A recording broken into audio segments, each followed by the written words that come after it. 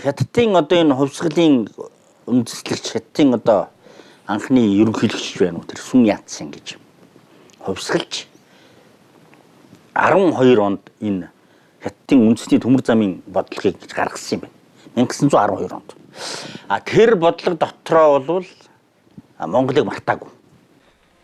Хятадын анхны ерөнхийлөгч Сүн Яцен төмөр замыг амьдралын судастай зүйрлэн аавгаа Хятад орныг сэргэн босгох гол арга нь төмөр зам барих явдал мөн гэж тунхаглаад үүний тулд Хятад орны баруун хойд мужууд тэр дундаа Монголын үржил шимт өргөн удам газар нутагт 7 чиглэлийн төмөр замыг тавьж замын дагуу хумардын том бомбуудыг түшгэлэн өмнөд Хятадын хүн амын нягтралыг басгах хөтөлбөрийг би санал болгож байна гэж хэлсэн байдгийг.